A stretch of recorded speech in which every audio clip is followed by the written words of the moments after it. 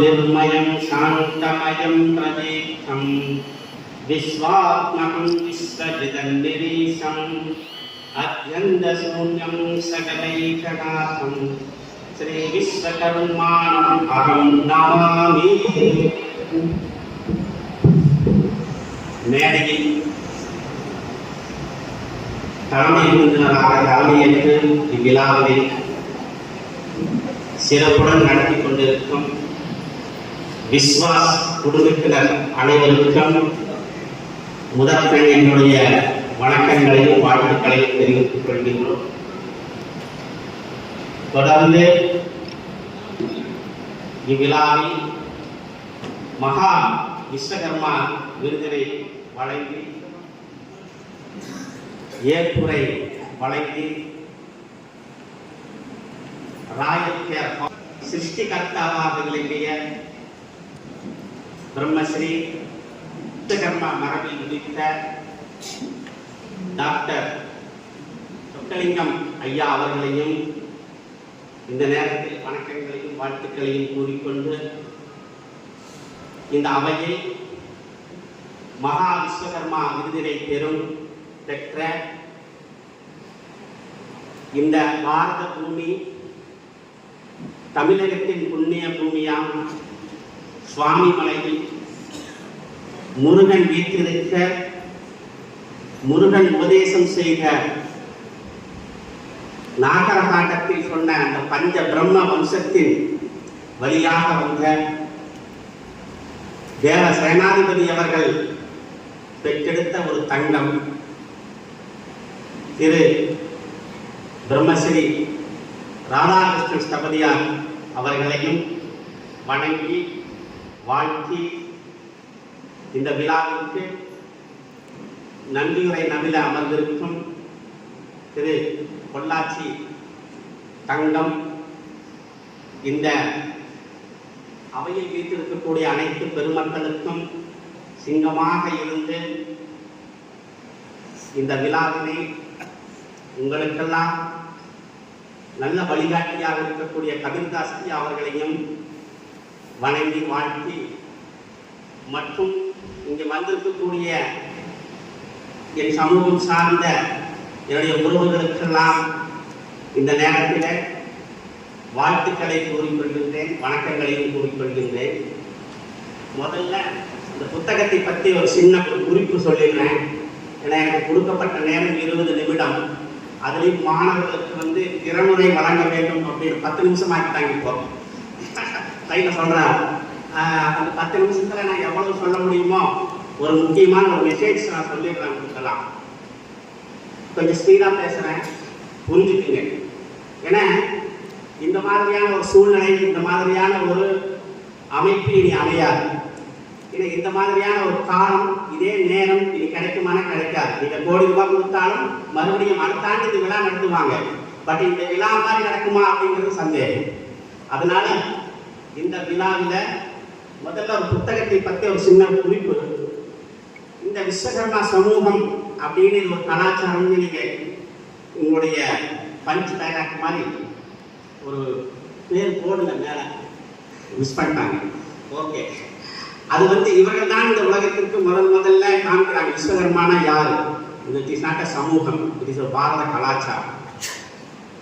கை தோன்றி மண் தோன்ற காலத்து முன் தோன்றிய மூத்தக்குடி மாவட பிறந்த குடி என்றெல்லாம் சங்க இலக்கியங்களில் பேசப்பட்டாலும் கூறப்பட்டாலும், இந்த இருண்ட காலம், கடந்த காலம், காட்டுமிராண்டி காலம், இந்த காட்டுமிராண்டி காலத்தில் இருந்து மனிதன் நாகரிகம் அடைய தொடங்கிய போது அந்த நாகரிகத்திற்கும் கலாச்சாரத்திற்கும் பண்பாட்டிற்கும் எல்லாம் அடித்தளமாக ஆணியராக இருந்தது யார் அப்படின்னாக்கா இந்த விஸ்வகர்மா அப்படின்ற சமூகம்.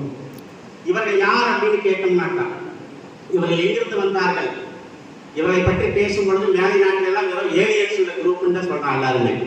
ஏன்னா மயிலுடைய வம்சம், மனுவனுடைய வம்சம், பஞ்ச பிரம்ம முகம்தான் வேதங்கள் என்று பேசுகிறோம். அப்படி பேசப்பட்ட இந்த சமூகம் இன்றைக்கு எப்படி இருக்கிறது? கடந்த 1000 ஆண்டு காலமாக எந்த ஒரு வாழ்வாதாரம் இல்லாமல் வாழ்வியலும் தடமாறி தடுமாறி கொண்டிருக்கக்கூடிய இந்த காலகட்டத்தில் இன்றைக்கு இது போன்ற விஸ்வாஸ் போன்ற இந்த அமைப்பு அந்த இருண்டு போன சமூகத்திற்கு மீண்டும் ஒரு விளக்கேற்றி வெளிச்சத்தை தந்து கொண்டிருக்கிறோம்.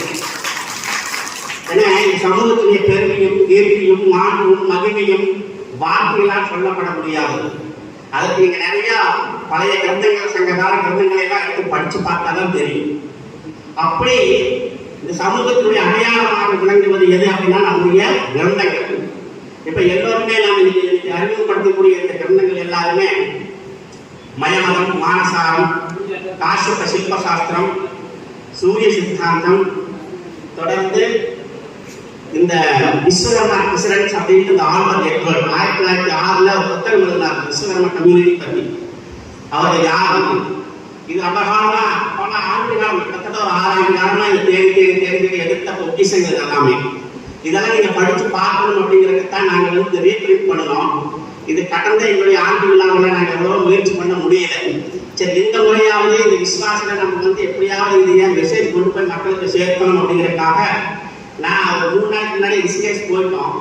என்னுடைய மாணவர்கள், என்னுடைய நண்பர்களும் சேர்ந்து இந்த கடும் இரவு பகார இருந்து இது எப்படியாவது ஒரு புத்தகத்தை வெளியிட வேண்டும் அப்படின்னு இதை வந்து இன்னைக்கு கொண்டு வந்து முன்னாடி அதை நிறுவி இருக்கிறார். அப்போ இந்த புத்தகத்தில் என்ன சொல்லப்படுறது அப்படின்னாக்கா, இது ஒரு நம்முடைய அடையாளம், நம்முடைய ஆதார். நம்ம யார் அப்படின்னு தெரிஞ்சுக்கணும்னாக்கா இன்னைக்கு இந்த புத்தகங்கள் இருக்கணும். இது இல்லாதனால நம்மளை பற்றி யாருக்கும் தெரியல. சோ இதை நீங்க போய் யாரை இந்த விஸ்வகர்மா அப்படிங்கிறது யாரும் தெரிஞ்சுக்கணும்னாக்கா இது போன்ற புத்தகங்கள், கிரந்தங்கள் தான் பேசும். நாம் பேசுவதை விட புத்தகங்கள் பேசும் நம்மை பற்றி. அதற்காகத்தான் இது பதிவு செய்யப்பட்டிருக்கிறது. இதற்கு கிட்டத்தட்ட டே அண்ட் நைட் ஒர்க் பண்ணி இதை வெளியில கொண்டு வந்திருக்கிறோம். ஆக்சுவலா இது வந்து ஒரு பிரிண்ட் பண்ணும்போது கால அவகாசம் இல்லை. இன்றைக்கு எப்படியாவது இது ரிலீஸ் பண்ண நைட்டு 12 மணிக்கு தான் கொடுத்தாங்க ஆக்சுவலா அந்த புத்தகம் எல்லாமே. ஸோ இது வந்து நாங்கள் காப்பி ஆயிட்டு உங்களுடைய விருந்தினர்களுக்கும் இதெல்லாம் கொரியர் நாங்கள் பண்ணி வச்சிடறோம். இதை வந்து ஸோ எல்லாரும் கொடுக்கணும்னு ஆசைப்பட்டோம். அது நடைமுறைப்படுத்த முடியவில்லை. அதுக்கு மிக வருத்தம். அடுத்ததாக இந்த விஸ்வகர்மா அப்படின்ற இந்த சமூகம் சார்ந்து இருக்கக்கூடிய இந்த புதிய குழந்தைகள் மாணவ பருவத்தில் ஒரு வெற்றியை அடைய வேண்டுமானால் நம்ம என்ன பண்ணணும் அப்படின்னாக்கா, எதை நோக்கி நம்ம பயணம் பண்ணணும் அப்படிங்கிறத தெளிவு வேணும். முதல்ல நீங்க அதை நோக்கி புறப்பட தயாராக வேண்டும். புறப்படு, போராடு, புரிந்திடு.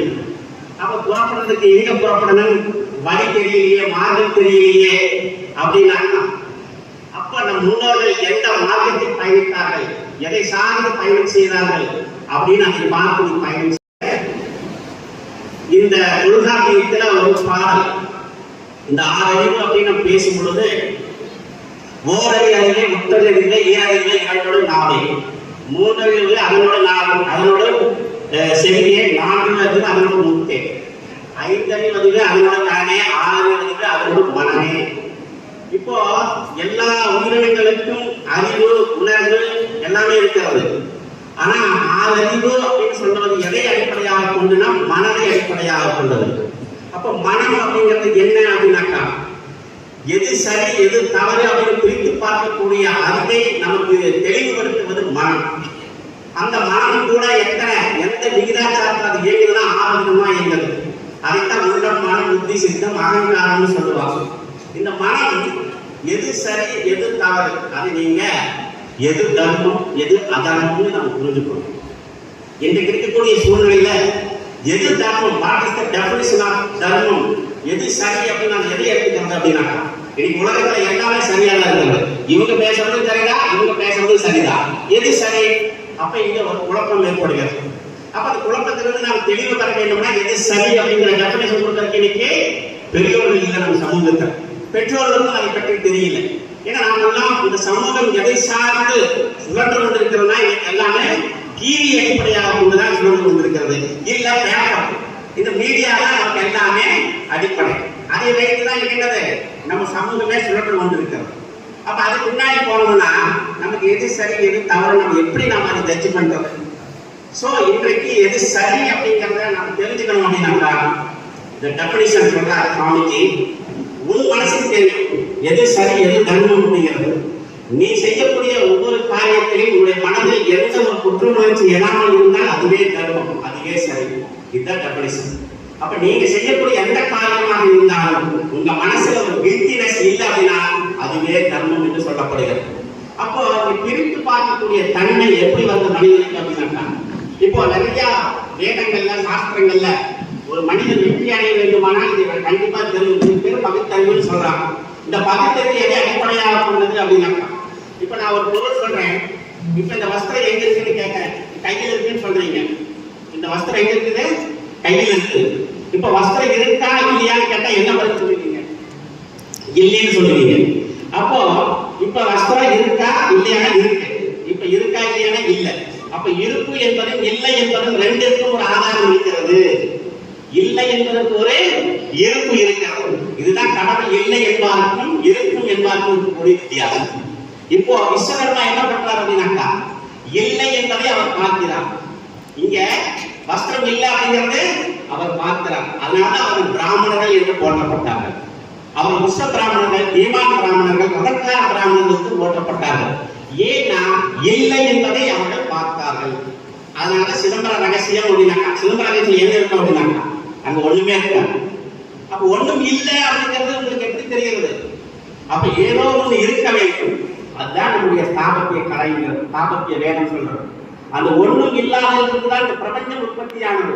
அது தத்துவம் தான் நீங்க பார்ப்பீங்க நடராஜர் சிலை. அதுல நீங்க இந்த சயின்ஸ் சிலைக்கு பின்னாடி இருக்கக்கூடிய சயின்ஸ் என்ன, மேத்தமெட்டிக்ஸ் என்ன நீங்க கேட்டீங்கன்னாக்கா இது அபரிமிதமானது. ஆனா இதை பத்தி நம்ம தெரிஞ்சுக்கணும். அப்ப இதை எடுத்து சொல்லக்கூடிய ஆட்கள் எனக்கு ஆச்சாரிய பெருமக்கள் இல்லாதனால நமக்கு அதை பத்தி தெரியல. அப்போ இன்றைக்கு மயம் ஐநூறு நிறைய கேள்விப்பட்டிருக்கீங்க. மயம் வந்து சூரிய சித்தாந்தம் போட்டிருக்கிறோம். இந்த சூரிய சித்தாந்தம் டோட்டலா வானிலை சாஸ்திரம். பூமிக்கும் சூரியனுக்கும் எவ்வளவு தூரம், சூரியன் எப்படிப்பட்ட கோள், பூமி எவ்வளவு சுற்றுகிறது, அதனுடைய வட்ட அளவு என்ன, விட்டம் என்ன, எல்லாம் அது சொல்லப்பட்டிருக்கு. இது யாருக்கு தெரியும்? இது மயம் கொடுத்த சாஸ்திரம். அப்போ மயம் என்ன பண்றாங்கன்னா வானியல் அஸ்ட்ரானமி ஃபுல்லா அவங்க அந்த உலகத்துக்கு முதல்ல கொடுத்தார். அதனாலதான் எவர் யார் ஒருவரிடம் இல்லாத ஒரு அறிவை ஒருவர் பெற்றிருக்கின்றாரோ அவர் பிராமணன் சொல்லப்படுகிறது. அந்த அறிவுக்கு பிராமணன் பேரு. இன்னைக்கு பிராமணன் தான் நம்ம என்ன நினைச்சிட்டு இருக்கிறோம்? It is one kind of community நம்ம நினைக்கிறோம். இது பிராமணன், இந்த அறிவை யார் பெற்றிருக்கிறாரோ அவர் பிராமணன் சொல்லப்பட்டது. அவ்வளவுதான் விஷயம். அது யாரா வேணாலும் இருக்கலாம், நீ எந்த ஜாதியா வேணாலும் இருக்கலாம். ஆனால் இந்த அறிவை, வேத அறிவை, இந்த ஒண்ணுமையே இருப்பார் இந்த அறிவு, அந்த அறிவை யார் பெற்றிருக்கிறார்களோ அவர்கள் தான் பிராமணன். அவ்வளவுதான் வேதாந்தம். அப்ப இந்த அறிவை இந்த இளைய தலைமுறை எப்படி எடுத்துக்கொள்ள வேண்டும், ஜெயிக்கணும் அப்படின்னாக்கா, உன்னை அறிந்தால் நீ உன்னை அறிந்தால் உலகத்தில் போராடலாம், உயர்ந்தாலும் தாழ்ந்தாலும் தன்னை வணங்காமல் நீ வாழலாம்.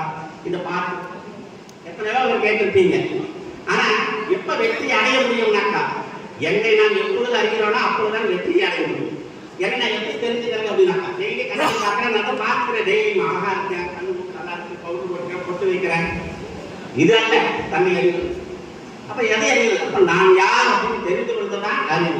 அப்ப இந்த அறிவை எவர் பெற்றிருக்கிறார்களோ அவர்கள் இந்த உலகத்தில் வெற்றி பெற்றார்கள். இந்த அறிவை யார் பெற்றார்களோ அவர்கள் இந்த உலகத்தில் வெற்றி பெற்றார்கள். இப்ப நீங்க நிறைய வெஸ்டர்ன் கிளாஸஸ் நிறைய எடுத்து பாத்தீங்கன்னாக்கா, அவருக்கு கேட்கிற ஒரே கண்டிப்பா இந்த வெற்றிக்கு அடிப்படை காரணமாக இருப்பது எது அப்படின்னாக்கா, இந்த ஸ்பிரிச்சுவல் பவர் அப்படின்னு சொல்லிருப்பாங்க. எது ஸ்பிரிச்சுவல் பவர்னாக்கா, இதுக்கு ஆன்மீகமே ஒரு கலப்படம் ஆயிடுது. எது ஆன்மீகம்னு நமக்கு தெரியல. நாம நினைப்போம் பெட்ரோல்ல கலப்படம், இல்ல நம்ம உணவு பொருள்ல கலப்படம் அப்படிப்போம். ஆன்மீகம் என்ன ஆயிடுது? கலப்படம் ஆயிடுது. அப்போ இந்த கலப்படத்தை யார் சரி செய்ய முடியும்னாக்கா, ஒன்லி ஒன் விஸ்வகர்மா மட்டும் அந்த கலப்படத்தை சரி செய்ய முடியும். வேற யாராலும் முடியாது. ஏன்னா அவர்களுக்கு தான் எது ரியல் எது அப்படிங்கிறது அவர்களுக்கு தான் தெரியும். அப்படி இந்த உலகத்தை வெற்றி பெற வேண்டுமானால் பல்வேறு விதமான போராட்டங்களை நீ கைக்கொள்ள வேண்டும். பல்வேறு விதமான போராட்டங்களை நீ எதிர்கொள்ளத்தான் வேண்டும். அந்த போராட்டங்களை எதிர்கொண்டால் மட்டும்தான் வெற்றி அப்படிங்கிற கனியை நாம் ருசிக்க முடியும்னா. நைட்டு கும்பாபிஷேகம் பண்ணாங்க கோயில, திருப்பூர்ல கும்பாபிஷேகம் பண்றாங்க. நம்முடைய திருப்பூர் உறவுகளெல்லாம் வந்திருக்காங்க, அவர்களெல்லாம் வரவேற்கிறோம். கோயில கும்பாபிஷேகம் பண்றோம். எல்லா கும்பாபிஷேகம் நைட்டு வந்து கர்ப்பத்தில் இருக்கக்கூடிய கல்வம், வாஸ்து இருக்கிற கல்வம் ஒரு பேசுக்கு கற்பனை. அப்ப சொல்லிச்சான், வாசத்துல கல்லு, கர்ப்பகிரகத்திலே ஒரு கல்லு. இந்த கல்ல அந்த கல்லை பார்த்து கேட்குதான், என்னப்பா அவனை எல்லாரும் வந்து வணங்கிட்டு போறாங்க, என்னை எல்லாரும் நிறுத்திட்டு போறாங்களே, இது என்ன ஒரு நியாயம்? நீ நான் ஒரே இதுதான் இனம் தானே, உனக்கு மட்டும் என்ன ஒரு மதிப்பு மரியாதை கிடைக்கிறது அப்படின்னா. அப்ப அந்த கண்ணு சொல்லிச்சான், எது விவேகமா இருக்கக்கூடிய கண்ணு சொல்லுவான், இன்னைக்கு இவர்கள் வணங்கத்தக்கக்கூடிய அளவிலே நான் இங்கு வீட்டிருக்கிறேன் என்றால் அதற்கு நான் எவ்வளவு அடியை வாங்கியிருப்பேன் தெரியுமா அப்படின்ட்டான். அந்த மாதிரிதான் வாழ்க்கையில ஒரு புகழ், ஒரு பேர். நான் சாதாரணமா இந்த கிராமத்துல பிறந்தவன், நான் இந்த மண்ணின் மையம் அப்படின்னு பெருமைப்படுறேன். எனக்கு இன்னைக்கு பெருமையா இருக்கிறேன். இந்த இன்னைக்கு கொடுக்கக்கூடிய இந்த வேதாச்சாரிய விருது என் தாய், என் தந்தை, எனக்கு குருமார்கள் இன்னைக்கு இருந்து எனக்கு ரொம்ப பெருமையா இருக்கு. அதுல விசுவாசம் கொடுப்பது எனக்கு இன்னும் எனக்கு பெருமையா இருக்கு. ஏன்னா உள்ளூர் மாடு வேலை போகாதுன்னு சொல்லுவாங்க, எல்லாருக்கும் தெரியும். இது உள்ளூர் மாடு வேலை போயிட்டு அதுக்கு பெருமை என்னுடைய குருமாறு ஈஸ்வர பிரசாதம் வந்து. அந்த மாதிரி நீங்கள் அந்த கல்வி சொல்லுது. அப்போ நான் எவ்வளவு அடிக்கடி நான் வாங்கியிருக்கேன் அப்படின்னாக்கா, இன்னைக்கு நான் இங்க நிற்கிறேன் அப்படின்னாக்கா நானும் அது மாதிரி தான் பல அடிகளை வாங்கியிருக்கேன். அது தர்மபுரி ஐயா கிட்ட எல்லாருக்கும் தெரியும் நான் எங்கிருந்து எத்திக்கலாம் வளர்ந்து வந்தேன். அப்போ அந்த மாதிரி மேலே வீட்டு இருக்காங்கன்னா சாதாரணமா வந்து உட்கார்ந்து சாதாரண கார்டியாலஜி, சாதாரண கபடி ராதாகிருஷ்ணன், இவங்க சாதாரண உட்கார்ந்து இதெல்லாம் உங்களுக்கு ஒரு ரோல் மாடல். அப்ப இந்த ரோல் மாடல் எதற்காக விருது கொடுக்குறாங்க, ஏன் அவர்களை முதன்மைப்படுத்துகிறார்கள் அப்படின்னாக்கா நீங்களும் அது போல் வர வேண்டும். அதுதான் இந்த விழா. இந்த விழாங்கிறது ஏதோ பணம் வாங்கணும், கல்வி உதவித்தொகை கொடுக்குறாங்க அப்படிங்கிறது இல்லை. நீங்களும் இது போல வரணும். நாளைக்கு நீங்கள் இந்த மேடையில் அமர வேண்டும். இந்த மகாவீர் புஷ்பகர்மா விருதை நீங்களும் இந்த விசுவாசத்தில் வாங்கணும் அப்படிங்கிறது காண்பிக்கிறதுக்கு தான் எல்லாம் அழைச்சிருக்கிறாங்க. தவிர நீங்க அப்ப அதுக்கு தகுந்தவாறு மோர் எஃபோர்ட் நீங்க போடணும், ஜெயிக்கணும் அப்படிங்கிறது தான் அந்த பாதி மார்க்கத்தை காண்பிக்க அமர்ந்திருக்கிறார்கள். அது மாதிரி நம்ம எதை கொடுக்குறோமோ, இந்த உலகத்தை நம்ம எதை கொடுக்குறோமோ அந்த உலகம் நமக்கு இது இரட்டிப்பாக கொடுக்கும். நீங்க நீங்க வாங்கிட்டு போறீங்க, நாளைக்கும் நம்முடைய தம்பிகளும் தங்கச்சிமார்கள் வருவார்கள். நீங்க படித்து நீங்களும் பெரியாராகி நீங்களும் கொடுக்கணும். நம்முடைய குழந்தைகள் அதன் மூலமாக அவர்களும் வளர்ச்சி அடையணும் அப்படிங்கிற அந்த தாட்ஸ் நம்மளோட இருக்கணும். அப்ப ஜெயிக்கணும் அப்படிங்கிற உணர்வு எப்ப வரும், எப்படி வரும்? அப்போ வாழ்க்கையில பயம் இல்லாம இருக்கும். தேர்வுக்கு போக பயம் இல்லாம இருக்கும். பயம் அப்படிங்கிற ஒரு விஷயம் தான் மனிதனை அழிவுகளை காரணத்துக்கு போகுது. அப்ப பயம் தான் எது பயம், எப்படி பயம்னாக்கா சிம்பிள் லாஜிக், லிசன் ப்ராப்பர்லி. இப்ப கார் இருக்கு, சைக்கிள் இருக்கு, பைக் இருக்கு, ஓட்டுறீங்க. ஓட்டும் பொழுது நீங்க சாதாரண எடுத்து ஓட்டிட முடியாது. கைகள் அணிந்தும் பணவளத்து வரும், வேர்த்து கொட்டும். அப்ப எப்படி நீங்க அதை கத்துக்கிறீங்க? எல்லாரும் ஆர்வத்துக்கு உங்களுக்கு எக்ஸ்பீரியன்ஸ் இருக்கும். அப்ப அந்த காரை பற்றி முழுமையான அறிவு தெரியாத வரைக்கும் உங்களுக்கு பயம் இருக்கும். எது ஆக்சிலேட்டர், எது பிரேக், எது பிரேக், எது கிளட்ச், எது ஸ்டீரிங், எப்படி ஓட்டணும், இந்த அறிவு உங்களுக்கு எப்போ வருகிறதோ அதை பற்றிய பயம் போய்கிறது. அப்ப காரை பற்றியான முழுமையான அறிவிகள் எப்படி பெற்று விடுகிறீர்களோ அப்பொழுது அந்த பயமானது காரை ஓட்டுவதான பயமானது போய்கிறது. அதே மாதிரி நாங்கள் வாழ்க்கை பற்றியதான பயம், எதிர்காலம் எப்படி வருமோ, நாளைக்கு என்ன நடக்குமோ அப்படிங்கிற பயம், வாழ்க்கை பற்றியதான முழுமையான அறிவு இல்லாத வரக்கூடிய பயம். கதைச்சன பயம் பவதி, புதைச்சன பயம் பவதி, கைத்தில் ஒரு வாக்கு வருது. அப்ப பயம் எங்க வந்துச்சு, எப்படி போச்சு, எங்க போச்சு? அப்ப வாழ்க்கை அப்படின்னா என்ன அப்படின்னு நீங்க முழுமையாக தெரிந்தாலுடைய இந்த பயமான வாழ்க்கைங்கிற பயமான பண்ணிட்டு விலகா. ஒரு சின்ன ஒரு கதை சொல்றேன், வாழ்க்கையை பற்றி சொல்லக்கூடிய ஒரு கதை. உடனே எப்பா இங்க சந்தேகம், அவர்கள் உடம்பு அவர்களுக்கு சொந்தம் அப்படிதான் இருக்கிறது கரைதான் அப்படின்னு இந்த உடம்பு இவருக்கு உறுதியானது அப்படின்னு கையில் போட்டார். உடனே அம்மா ஓடி வந்தாங்க, வெச்சையா வெயிட் பண்ணுங்க, அந்த உடம்பு 10 மாசம் நான் சொந்த பெற்றது, உடம்பு எனக்கு சொந்தம், அப்படியே நீங்க அவருக்கு சொந்தம் எழுதக்கூடாது. யோசனை பண்ணார் ஜட்ஜு. சரிதான், இதுல மாற்றுக்கிறது இல்லை. உடனே சரிப்பா அப்பாவுக்கு சொந்தம், அம்மாவுக்கு சொந்தம், அப்பா ஓடி வந்தார். ஜட்ஜையா இந்த கரு உருவாக்கு நான் தான், அது முன்னாடி நான் வந்தேன், அதுக்கப்புறம் அவர் சொன்னார். உடனே பார்த்தார், சரிதானே, உடனே அப்பா அம்மாவுக்கு சொந்தம் பாவினார். உடனே எங்கிருந்த மனைவி ஓடி வந்தார். ஐயா ஜட்ஜையா நல்லா கல்யாணத்துக்கு முன்னாடி கல்யாணம் ஆயிடுச்சு, எப்ப தாலி கட்டினாலும் இந்த உடம்பு எனக்கு சொந்தம், அதனால எனக்கு தான் சொந்தம், எனக்கு காப்பாற்றி அப்படின்னாரு. என்ன பார்த்தா சட்டுக்கு ஒன்றும் புரியல. இப்போ நான் என்ன கேட்டு எழுதுனா குழந்தையா வருகிறது இருக்கு செய்யாத கருத்துட்டேன். இதையெல்லாம் தெற்காத வளர்ச்சி ஆராய்ச்சி, அதனால இந்த உடம்பு எனக்கு சொந்தம், அதை என்னெல்லாம் பார்த்துக்கணும் அப்படின்னாரு. சட்டுக்கு ஒன்றும் புரியல. இதுக்கு மேலே என்ன பதில் சொல்றதுன்னு உடனே அரசாங்க வகையில் இருந்துச்சார். இல்லைங்கய்யா, இந்த உடம்பு வளர்ந்தது இந்த பூமியில் வளர்ந்து தானியங்களையா, இந்த பூமியில எல்லாம் போய் தானியங்கள் வளர்ந்துக்கிறதுனால இந்த உடம்பு நாட்டுக்கு சொந்தம். நாட்டுக்கு ஏதாவது எதிர்பார்ப்பு வறுமையால் கடத்தல் ஒரு போராடணும், அதான் நாட்டுக்கு சொந்தம்னாரு. இந்த ஜத்துக்கு என்ன பண்ணுறதுன்னு தெரியல. உடனே மேல காக்கை பருந்து, ஆகா என்னமா நல்லா கொடுத்து தெரியல ஒரு உடம்பு, நமக்குத்தான் நல்லா வேட்டை அப்படின்னு மேல பார்த்து சொல்லிச்சான். ஒரு நாள் பொத்து கொடுக்க நமக்குத்தான் வேட்டை. ஆஹா, அப்ப ஜட்ஜுக்கு இப்ப என்ன ஜட்ஜ்மெண்ட் எழுதுனா, இப்ப இது இந்த உடம்பு அப்பாவுக்கு சொந்தமா, அம்மாவுக்கு சொந்தமா, மனைவிக்கு சொந்தமா, குழந்தைகளுக்கு சொந்தமா, நாட்டுக்கு சொந்தமா, இல்ல பறவைகளுக்கு சொந்தமா, மண்ணுக்கு சொந்தமா, விண்ணுக்கு சொந்தமா, யாருக்கு சொந்தம்? ஒண்ணும். அப்ப இது பிரிச்சு கொடுக்க கைது காலம் கொடுக்க முடியாது. அப்ப என்ன பண்றோம்னா, சரி அம்மாவை கூப்பிட்டாரு. இந்த உடம்புக்கு அப்பப்ப பசிக்கும், அப்பப்ப தலைவலி வரும், மருந்து மாத்திரை எல்லாம் போட்டு உடம்பு நீங்க மெயின்டைன் பண்ண முடியுமான்னு கேட்டாரு. எனக்கே வயசாயிடுச்சு, என்ன பார்க்க 4 பேர் வேணும், இதுல உங்களோட பார்க்க முடியுமா? என்னால முடியாது. உன்னை அப்பாவை கூப்பிட்டாரு, நானே நடக்க முடியாம கிடைக்கேன், என்ன பார்க்கறதுக்கு 2 பேர் வேணும், இதுல உங்களோட என்னால பார்க்க முடியும். சரி மனைவி கூப்பிட்டாரு, என்ன தெரியாது, எனக்கு குழந்தை வச்சு நான் பண்ற மாதிரி தெரியாதா, இதுல இந்த ஜீவன் வச்சு நான் பார்க்கணுமா? முடியாது. அப்போ உடனே அரசாங்கத்தையும் கேட்டார், நீங்க பார்த்துருக்கீங்களா, ரேஷன் அரிசி சொன்னா நோக்கு அவ்வளவுதான், அதுக்கு மேலே கேட்கக்கூடாது கிட்ட நாட்டுக்கு எதாவது இடப்படலாம் அது நிற்கலாம், அவ்வளவுதான்.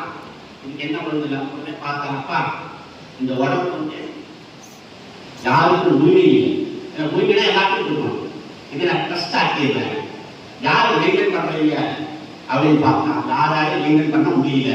அப்ப நீயே இதை மெயின்டைன் பண்ணிக்கணும். எனக்கு ஆசாரம் இல்லை, அதுக்கு எப்ப பண்ணலாம் வசதி, எப்ப பண்ணலாம் பாத்திரம் சாப்பாடு போடு, நீங்க குளிக்கிறீங்க, இந்த உடம்பை நீங்க மெயின்டைன் பண்ணி பாதுகாப்பா. தேகமானது நமக்கு கொடுக்கப்பட்டது.